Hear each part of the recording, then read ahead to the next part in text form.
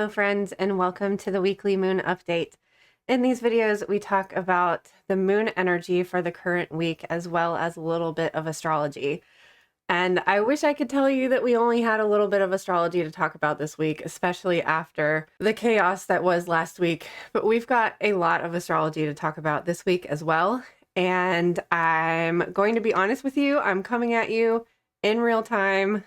I'm a total hot mess today, because the chaos of last week totally kicked my ass and I'm running on fumes. I'm coming at you a total hot mess. We've got more conjunctions coming up this week. We have a first quarter moon. Normally a first quarter moon week, I would tell you that this is when we're starting to take our first steps. This is when we're kind of moving towards our goals. We're coming out of that sleepy new moon winter phase of the moon and starting to wake up again. But the thing about the Aries new moon last week, combined with 5 other astrological bodies in Aries, there's so much fire. And what happens when you have fire on top of fire on top of fire on top of fire is that the fuel burns through very quickly. And then you're left with no fuel. You have no fuel because you burnt it all. You used all of that fuel. And now we're left with no energy. And so this week the moon is moving through Cancer. So always when the moon moves through Cancer is a time to take care of yourself. And I think this is going to have to be a self-care week. So I think it just depends on where you're at with your energy level. So we've got a lot to talk about. Let's jump into the energy of April 20th through the 26th.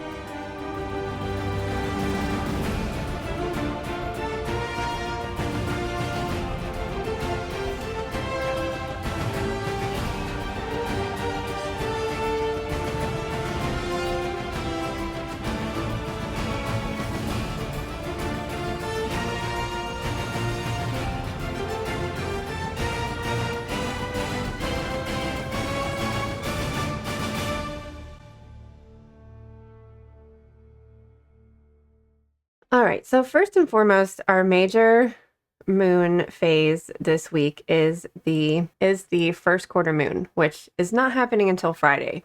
We have only just now made it through the new moon energy, starting off this week with a waxing crescent moon, but it's still so very close to that new moon energy that's a lot of darkness, a lot of low energy. If you are feeling like you're low energy this week, at least at the beginning of the week, it's probably because we're still so close to that new moon. And maybe you jumped into something with all that Aries fire energy, and you're like, oh man, now I'm tired and I need time to like rest and recuperate. So after Friday, after the first quarter moon, we have our waxing gibbous moon, which will lead to our full moon next week. So by the time we hit the weekend is when we might be starting to have a little bit more energy. Tomorrow, Monday, we have a Mercury-Saturn conjunction. So like Mars and Saturn is restricting or maybe setting a boundary around, wait, maybe we shouldn't take action on this just yet. With Mercury, the planet of communication, it's Saturn saying like, wait, maybe you should think about that before you say it. Maybe if like Mars heated something up for you, Aries heated something up for you, and you're feeling like angry and like you need to say something like, hey, this isn't right.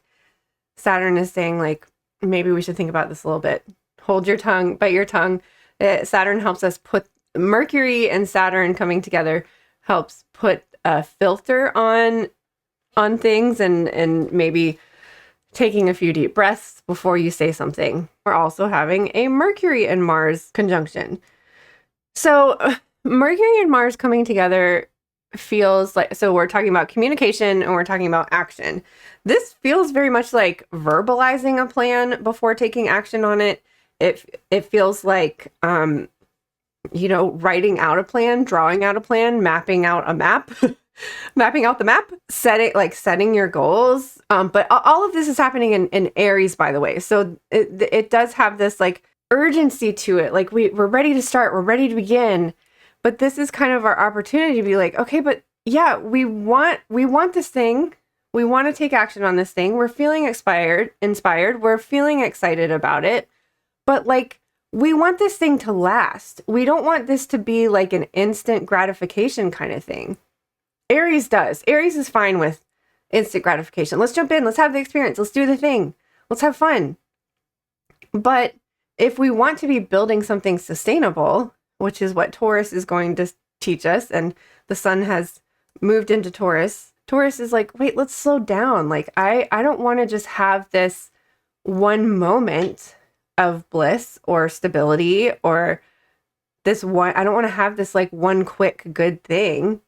Like, I want to like feel good all the time. I want to be excited and inspired all the time. Like, I want to, like, I don't want this to just be like a brief period where whatever it is that you're like wanting or doing or working on, like, I don't want it to be temporary. I want it to last. I want it to be forever. I want to be comfortable. I want to be cozy. I want to feel supported. I want to feel good on a regular basis. I don't want to just have this one experience and only have it as a memory and look back on it and think like, wow, that was a really fun time. We want to build things that will last.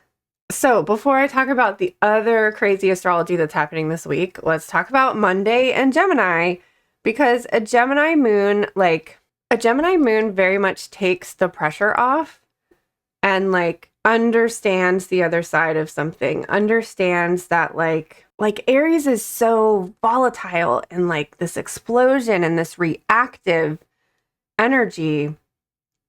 Gemini is the air sign that brings in the wisdom, is like, wait, there's another side to that. There's a whole nother side to this story.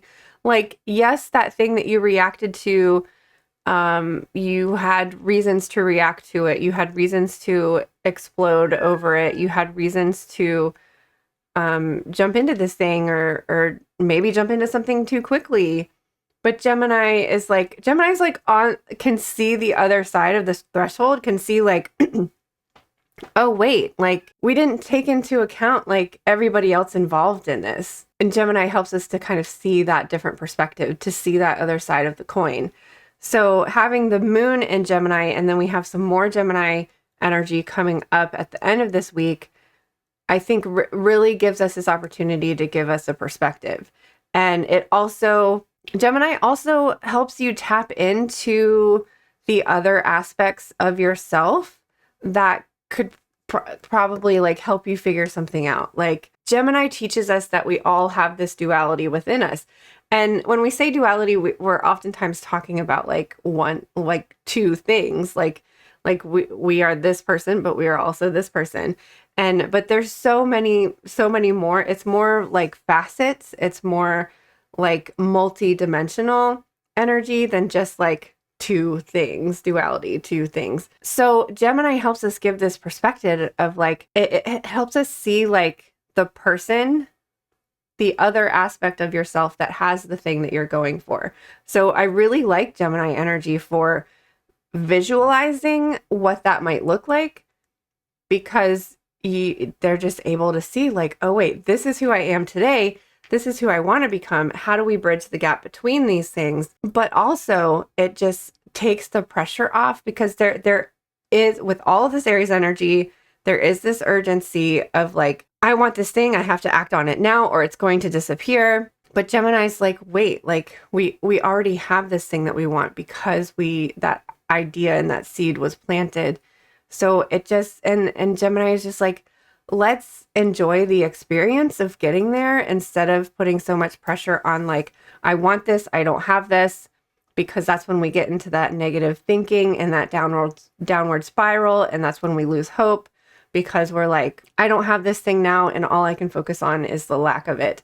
Gemini kind of adds that playful experience to it. Like, hey, we don't have it yet, but like, let's appreciate what we have right now. And then let's go after this thing. So a moon in Gemini, while we're kind of formulating this plan, really can help us visualize what that plan or what that version of ourselves might look like, but also just putting some ease to it, because I have certainly been feeling like the last week was just like there was I felt like I was running around like so crazy, when on the new moon we're supposed to be resting, relaxing and recuperating. But there was just like this urgency of like, if we don't do this now, we're never going to be able to do it again. So many different things were going on. It was just like, oh my gosh, so crazy. So I hope that the beginning of this week eases us into this week, kind of gives us this pause, this place to think about things. Mercury is thinking about things, identifying things, labeling things, understanding things.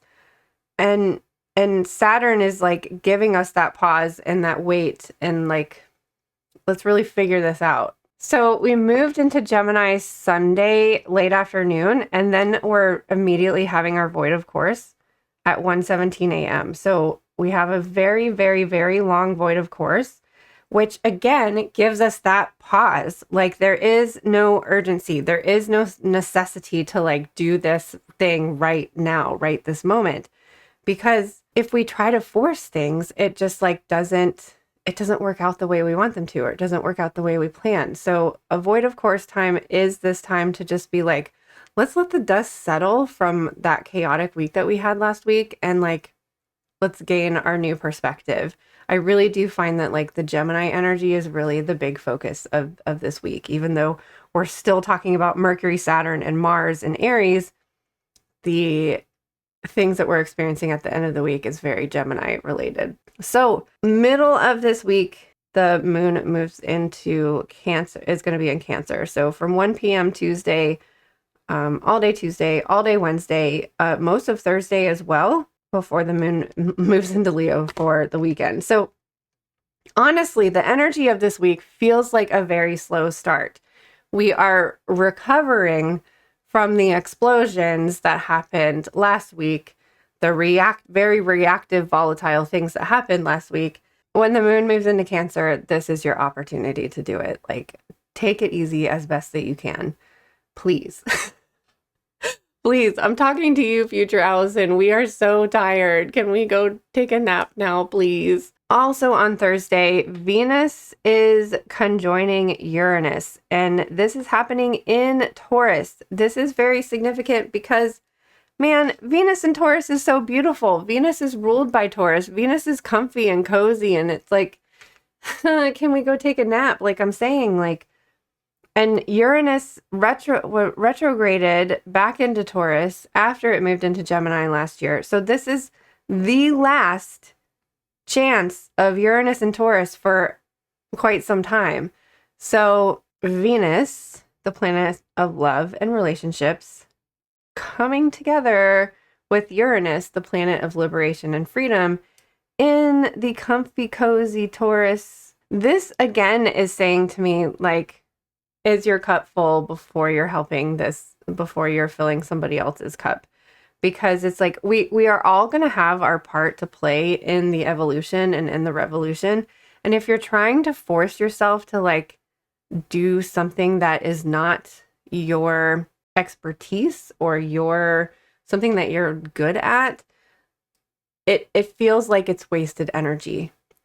The message of this week feels like we need to figure out how to conserve our energy, how to best use our strengths, how to best use your uniqueness, how to best use the skills that you have in a very effective, productive way.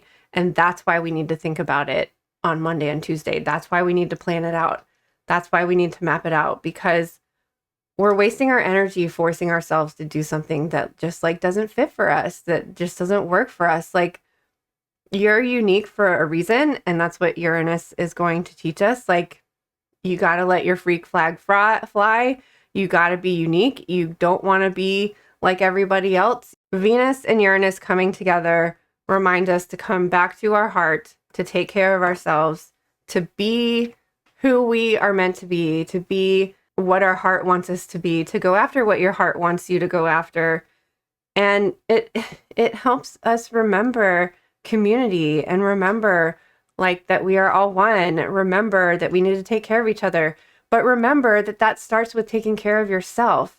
So hopefully the moon in Cancer right before this happening is helping you to like take care of yourself. Fill your cup first before putting yourself out there in the revolution. Also on Thursday, the moon is shifting into Leo, which if we have been easing into this week with strategy and planning and resting and recuperating, then we can put ourselves out in the world with Leo. Then we can put ourselves in the spotlight. Then we can go out and socialize. Then we can go out and create in the world because we rested, because we relaxed, because we made a plan, because we took care of the things that we need to take care of that are a priority so that we can like then venture out. So while the moon is in Leo, we've got our first quarter moon in Leo happening this week. Venus, who was just hanging out with Uranus in Taurus, is moving into Gemini. So we're moving from the Taurus happy in Venus feeling comfy and cozy and heart-centered into that other perspective and understanding of Gemini. And like Venus in Gemini helps you understand the other perspective of the other person. Most of us are always thinking about ourselves. We are the spotlight of our own world. We're the main character of our own world. Gemini helps us to understand that like there's another perspective. There's another person over there. There's another person over there with a whole different list of experiences and traumas and things going on in their life that like we might not know or understand. So Venus and Gemini kind of helps us understand the other person and to not get so worked up over like stupid little things. Gemini reminds us to just kind of take it easy and just have the experience and go with the flow and have the conversation and work it out. And Venus and Gemini is also really playful and flirty. Like go out and flirt if you want to, especially with a Leo moon and Venus and Gemini. Like this is very flirty energy. Very flirty energy. So then on Saturday, Uranus is right behind. So this might be a good time to like step outside, go outside, frolic in the nice weather. Hopefully you're having nice weather. I don't know what's going on. Who knows what's going on with the weather? This is not a weather report. This is a moon report. So the moon's going to be in Leo for most of Thursday, all day Friday, and most of Saturday as well. And then a really quick transition into Virgo to like help us get ready for the week. Let's get all of our meal prepping done on Sunday. Let's get our plan and our schedule worked out for the week. I have no energy today. I don't really know what to say about all of this. So let's just read our oracle messages. So I picked out the Divine Masters Oracle, which is an oracle deck that is filled with ascended masters. And the reason I chose this deck is because of how I'm feeling today, because I'm feeling like this is too hard, this is too much, I'm running on fumes, I don't have any resources, I don't have any energy, I don't have my cupboard stocked with food, so I can't replenish my energy, and I'm just feeling so overwhelmed and so burnt out, and I'm so tired, and all I want to do is go and crawl into bed. But I chose the Ascended Masters deck because these are actual humans that have had a human experience on this planet, on planet Earth, and so not all of them are from planet Earth, but most of them have had a human experience. You get the title of Ascended Master because you have totally transmuted and ascended and experienced enlightenment in a human body.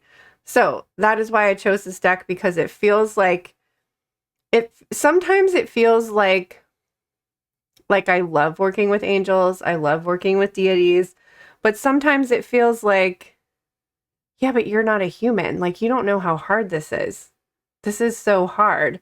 So most ascended not all of the ascended masters, or not all the divine masters as it is titled in this deck, had a human experience, but the one that we have chose today did have a human experience. And sometimes you just want to get advice from somebody who has lived and experienced how hard this is. So we have Guru Ram Dass. The keyword is miraculous moment. Harmony surrounds you. Expect miracles. So I'm not going to lie. I was like, dude, I do not feel like I'm in harmony right now. This doesn't feel like the right card for today, but I'm going to put you back in the deck. But if you come out again, I'll keep you.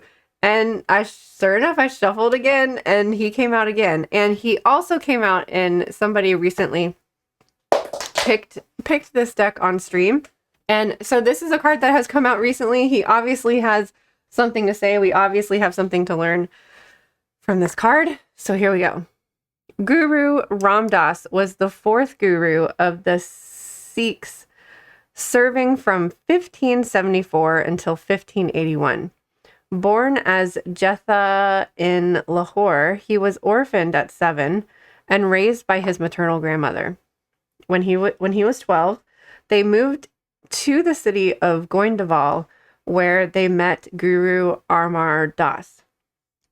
Feeling a deep calling from within, Jetha took him as his mentor and teacher and later married his daughter. Instead of choosing one of his own sons to be his successor, Guru Amar Das chose Jetha and renamed him Ram Das, servant of God. Guru Ram Das was the founder of the holy city of Amritsar, sacred to the Sikhs. Even though there was a lot of unrest at the time, through selfless service and conviction, he and his devotees were able to pacify and restore his holy land. And thus, his energy helps make the impossible possible. The 5th to the 10th Sikh gurus were all direct descendants of Guru Ram Das. Your message is that the blessings of Guru Ram Das are with you now. Even if the odds are stacked against you, you are being guided to expect miracles. If you feel that there are energies, people, or situations trying to stop you from being yourself or from living the life that you feel called to live, you know that by staying connected to God, you will prevail. Don't allow anyone or anything to stand between you and your dreams. By staying committed to your vision, you allow what may seem impossible to become reality. The Divine Masters want you to know that all things are possible and that you are worthy of light, healing, abundance, and support. If you feel that the miracle you need is too huge to achieve, then you must know that you are only limited by your mind. Don't measure what seems possible. Just trust and let miracles become your reality. So, in a way, I feel like this perspective is kind of asking us to relax. I feel like this whole week is asking us to relax because, like I said, with all of this Aries energy, there feels like there was this urgency in this spring and we have to start and we have to go and we have to move now. But there's so many other restrictions. There's physical restrictions. There's energetic restrictions. Saturn is right in the middle of all of this Aries mess, restricting us. And sometimes restriction is necessary. Sometimes you need to say no. And sometimes you need to not extend your energy. Sometimes you need to bite your tongue. Sometimes you need to hold back. Sometimes you need to withdraw. Sometimes you need to go take a nap. Sometimes you need to stop trying to control everything and trust that if you take a break, if you recharge, if you replenish your energy, then things will just fall into place. You'll come back with more brain power. You'll come back with more energy. You'll come back with what you need to do the thing. The interesting thing that I thought about, so the Ram Dass card has miracles as a keyword, and our crystal also has miracles in the affirmation. So we've got labradorite, a stone of new beginnings, hope, and imagination. Use this captivating gem for new moon magic to amplify your intention and ignite your desires. Labradorite activates the third eye chakra, opening your senses, enhancing your vision, and making it possible to see the world fully as it is around you. Which this crystal, I think, is really hopeful. It is hopeful, but it's also helpful because with Neptune thrown into this mix, that makes things very cloudy and like kind of like it feels like out of your grasp. Like Aries is like, go, let's do this thing. And Neptune's like, well, I don't know. I don't know if I can reach it. I don't know if I can do it. It doesn't seem clear. I can't see anything. And this stone can help you find that clarity, to help you tap into your intuition, to help you find that belief again. I believe in my inner magic and I attract miracles in my life. This Ram Dass card was saying miraculous moment. So no, we're not talking about a new moon, but in a first quarter moon week, sometimes you need that reminder, you need that reset, you need that reinforced belief. And so working with labradorite on during a time that is not a new moon can help you remember your intentions, to help you to remind yourself of, hey, why did I do this? Why did I jump into this thing? What, that was really spontaneous of me with that Aries new moon. Why did I do this? I'm not sure if I can do this. So it kind of reminds you like, hey, you did this for a reason.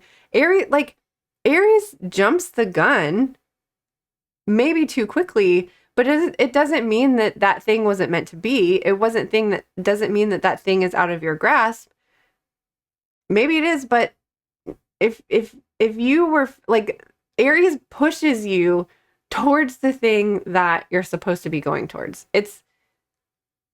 Yes, it's impulsive, but there's a reason that spark was there. There's a reason that you got pushed off of that ledge. So keep going. And last but not least, our chakra card is empowered oneness. Allow yourself to see the light in others, and you will illuminate your own being. For when you hold others with deep respect, you shine that same light upon yourself. Let this light radiate from deep within you, bringing energies of power, prosperity, and courage to all who cross your path. This process becomes easy and automatic once you remember that we are all one.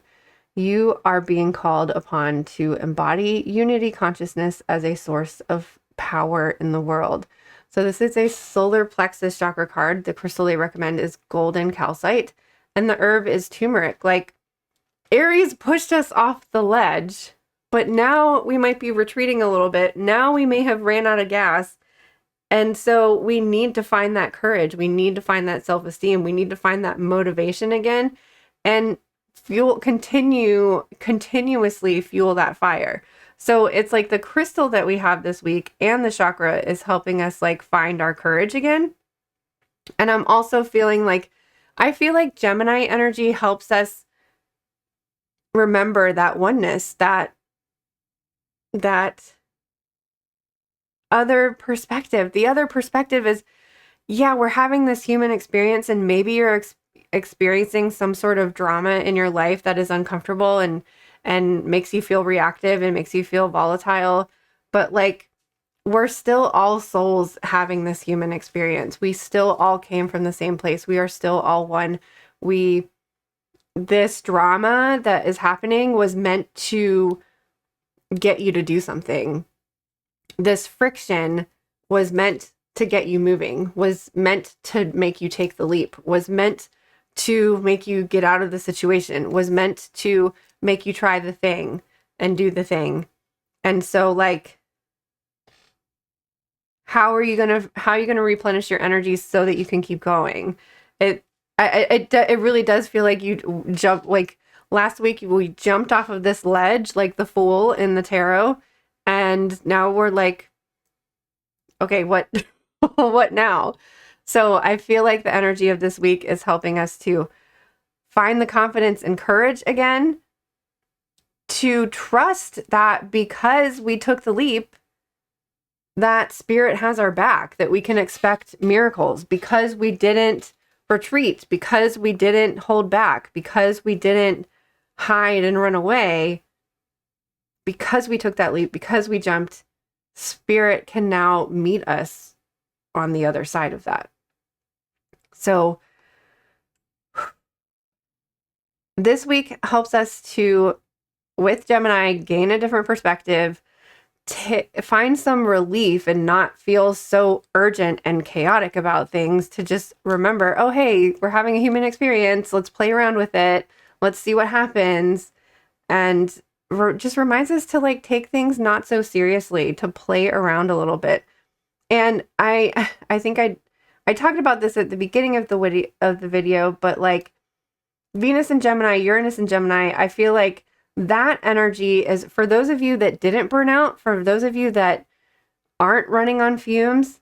This is your chance when Venus and Uranus move into Gemini. This is your chance to like step up to the plate and see like, hey, this person was running with the torch.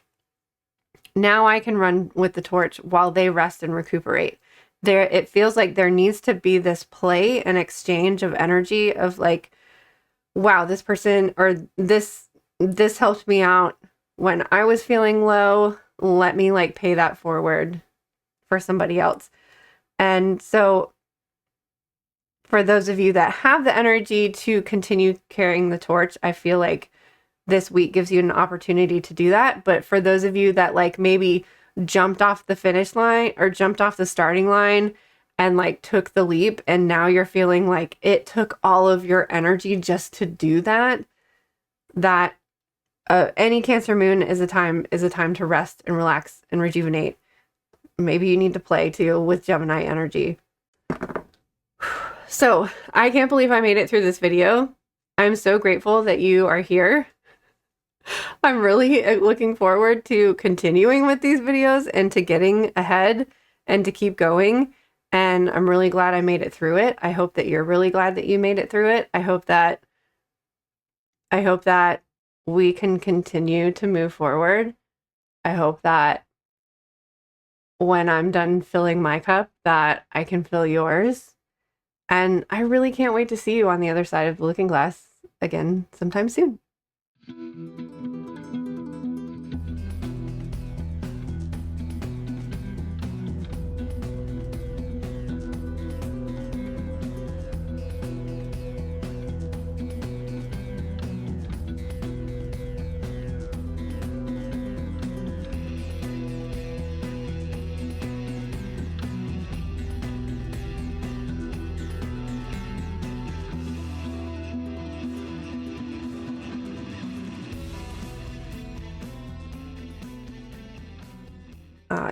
Yes. We had complaints that Odin was not in the picture last week's video.